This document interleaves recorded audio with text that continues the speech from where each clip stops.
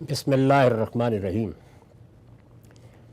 عن ابی ہریرہ ان رسول اللہ صلی اللہ علیہ وسلم قال الایمان بضع وسبعون افضلها قول لا الہ الا اللہ وادناها اماطۃ العظم عن الطریق والحیاء شعبۃ من الایمان۔ یہ روایت سنن ابی داؤد سے لی گئی ہے، رقم ہے 4058۔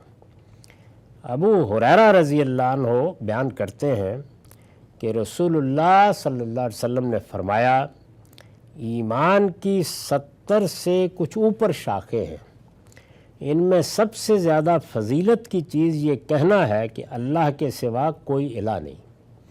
یعنی جب ہم ایمان لاتے ہیں تو اس کی ابتدا تو توحید کے اقرار سے ہوتی ہے، اللہ کے سوا کوئی الہ نہیں ہے۔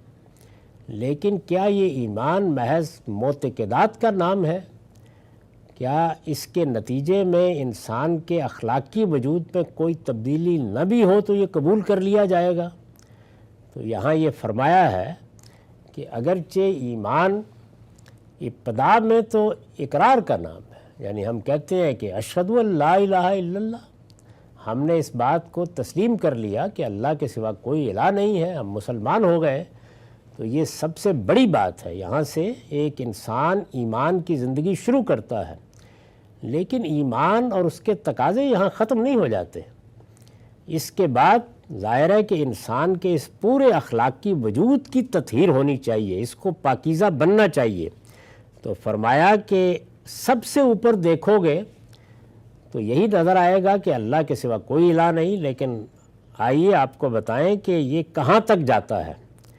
تو ارشاد فرمایا، ان میں سب سے زیادہ فضیلت کی چیز یہ کہنا ہے کہ اللہ کے سوا کوئی الہ نہیں، سب سے اوپر تو یہی ہے، اور سب سے کمتر یہ ہے کہ راستے میں پڑی ہوئی کوئی ہڈی ہٹا دی جائے کہ راہ چلنے والے کو ٹھوکر نہ لگ جائے یا اس کا پاؤں زخمی نہ ہو جائے۔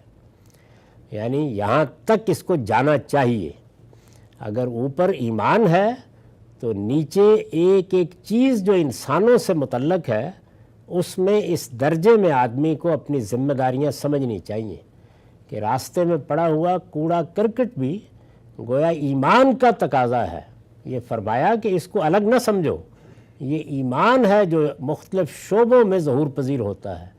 خدا کے ساتھ تعلق وہ تو اقرار تھا نا، وہ سب سے اوپر کھڑا ہے، تم نے مان لیا، لیکن اس کے بعد اس ایمان کو تمہارے وجود میں، تمہارے کردار میں، تمہاری سیرت میں اور تمہارے ماحول میں ظہور پذیر ہونا چاہیے، اور اس میں جو انسانوں سے متعلق ایذا کی چیزیں ہیں اس سے تمہیں اپنے آپ کو محفوظ کرنا ہے۔ دوسری جگہ بتایا نا کہ المسلم من سلم المسلمون من لسانہ و یدہ، ایمان کیا ہوا اگر دوسرے لوگ تمہاری زبان سے اور تمہارے ہاتھ سے محفوظ نہیں ہیں؟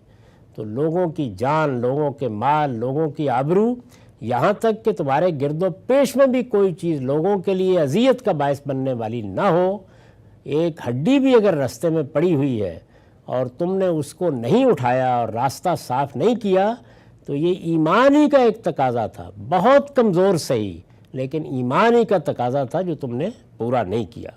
تو یہ حضور نے گویا یہ بتایا کہ ایمان کو محض ایک مذہبی نوعیت کے اعتقاد کی صورت میں رکھ دینا کافی نہیں ہے، اس کو تمہارے پورے وجود اور تمہارے رویوں اور تمہارے طرز عمل میں ڈھلنا چاہیے، اور آخری درجے میں یہاں تک جانا چاہیے کہ راہ چلتے ہوئے کوئی رکاوٹ بھی اگر پڑی ہے تو تم پاس سے گزر نہیں جاؤ، کوئی غلاظت بھی اگر پڑی ہے تو تم رکو اور رک کر اس کو دور کرو وہاں سے، تاکہ یہ پورا ماحول اعلیٰ اخلاقی اصولوں پر استوار ہو۔ اس پر میں نے لکھا ہے، یعنی اسی کا، کس کا؟ ایمان کا، اللہ کو ماننے کا ایک تقاضا ہے، اسی کا ایک تقاضا ہے، اس لیے کہ انسان جب خدا کو حاضر و ناظر سمجھ کر اس پر ایمان لے آتا ہے تو اس کا لازمی نتیجہ یہی نکلتا ہے کہ وہ پھر اسی طرح ایک ایک چیز کے بارے میں متنبع رہے۔ اور یہ کیوں فرمایا کہ ہڈی بھی ہٹا دی جائے؟ اس لیے کہ لوگوں کو اذیت دینا بھی غلط اور اذیت کی کسی چیز کو گوارا کرنا بھی غلط۔ مسلمان کا صحیح مقام یہ ہے۔ تو ایک بات یہ فرمائی، اور آخر میں یہ کہا کہ والحیاء شعبۃ من الایمان، حیا بھی ایمانی کی ایک شاخ ہے۔ یعنی یہ ہمیشہ ذہن میں رکھو۔ یہ پیچھے حیا سے متعلق اور بھی روایات آئی ہیں، اور میں عرض کر چکا ہوں کہ ہمارے ہاں تو حیا جنسی معاملات کے ساتھ خاص ہو کر رہ گئی ہے۔ عربی زبان میں اس کا صحیح مفہوم ہے کہ وہ جو ایک شریف النفس انسان میں فطری طور پر جھجک ہوتی ہے کہ اسے کوئی برا کام نہیں کرنا، تو اس کے لیے حیا کا لفظ استعمال ہوتا ہے۔ تو حضور نے فرمایا کہ جس طریقے سے راستے میں پڑی ہوئی ایک ہڈی کو ہٹا دینا کہ وہ کسی کا پاؤں زخمی نہ کر دے، یہ ایمان کا تقاضا ہے، اسی طرح یہ جو جھجک ہوتی ہے کسی غلطی کی طرف، کسی بے حیائی کی طرف، کسی بزرگ کے مقابلے میں بڑھ کر بات کرنے کی طرف ایک جھجک ہوتی ہے جس سے معاشرت میں حسن پیدا ہوتا ہے، اس کو بھی کوئی الگ چیز نہ سمجھو، یہ بھی اصل میں ایمان ہی کی ایک شاخ ہے۔ یعنی ایمان کی 70 سے اوپر شاخیں ہیں، تو فرمایا کہ اس میں سب سے اوپر تو کوئی شبہ نہیں کہ اللہ پر توحید کے ساتھ اقرار ہے، لیکن نیچے یہ سب چیزیں اسی کے تحت ہیں۔ تو اس سے یہ تعلیم دی ہے کہ جب لفظ ایمان بولا جاتا ہے تو ہمارے دین میں اخلاق اس کا حصہ ہے۔